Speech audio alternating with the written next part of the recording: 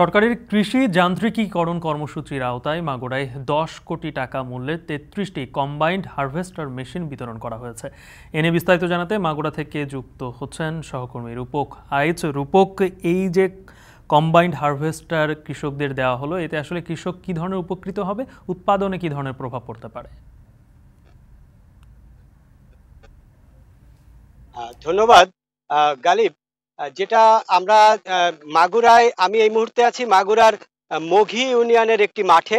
এখানে combined harvester দিয়ে ধান কাটা শুরু হচ্ছে এবং এই মাঠে আজকে বেশ কিছু জায়গাতে কম্বাইন্ড হারভেস্টার দিয়ে ধান কাটা হলো এবং আমরা এই জানতে পেরেছি যে মাগুরাতে এ পর্যন্ত ৩৩টি কম্বাইন্ড হারভেস্টার বিতরণ করা হয়েছে, যার বাজার মূল্য প্রায় ১০ কোটি টাকা এবং সরকার এর মধ্যে ৫০ ভাগ ভর্তুকি দিয়েছে। যে ভর্তুকিতে তাদের প্রায় ৫ কোটি টাকা সরকার এই খরচ করেছে। বাকি টাকাটা কৃষক এবং বিভিন্ন কৃষক সংগঠনগুলো খরচ করে এই কম্বাইন্ড হারভেস্টার এনেছে এবং কম্বাইন্ড হারভেস্টার আনার কারণে সেটি হচ্ছে দ্রুততম সময়ের মধ্যে ধান কাটতে পারছে কৃষকরা। এবং আমরা জানি যে প্রাকৃতিক বিপর্যয় সহ শ্রমিক সংকটের কারণে অনেক সময় ধান কাটা সমস্যা হয়ে যায় কৃষকদের জন্য।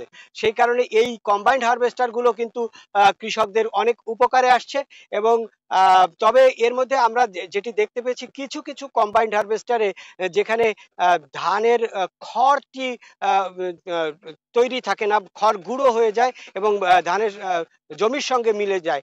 যে খড় যেখানে উৎপাদন করতে পারে কৃষকদের মাঝে নেই, আমরা দেখতে পেয়েছি যে কম্বাইন্ড হারভেস্টার দিয়ে ধান কাটা হয়েছে, যেখানে খড় উৎপাদন হচ্ছে না, সেখানে কিন্তু কৃষকরা সেটিকে নেতিবাচকভাবে দেখছেন। এবং আমরা যতটুকু জেনেছি যে প্রতি হেক্টর জমি কম্বাইন্ড হারভেস্টার দিয়ে কাটার কারণে হেক্টর প্রতি এদের খরচ হচ্ছে প্রায় ১০ থেকে ১২ হাজার টাকা। আর সেখানে সাধারণ শ্রমিক দিয়ে যদি এই ধান কাটা হতো তাহলে হেক্টরে খরচ হতো প্রায় ১৫ থেকে ২০ হাজার টাকা।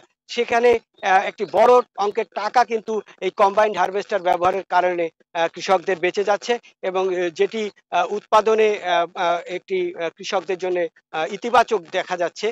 তবে সব ধরনের কম্বাইন্ড হারভেস্টারেই যেন খড় রাখা যায়, যেহেতু খড়ের সঙ্গে গবাদি পশুর একটি বিশাল সম্পর্ক রয়েছে বাংলাদেশের কৃষকদের। সেই কারণেই এই খড় রাখাটি কিন্তু খুবই গুরুত্বপূর্ণ মনে করছেন কৃষকরা।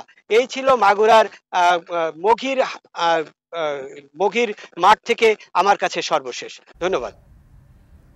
মাগুরা থেকে যুক্ত ছিলেন সহকর্মী রূপক আইচ।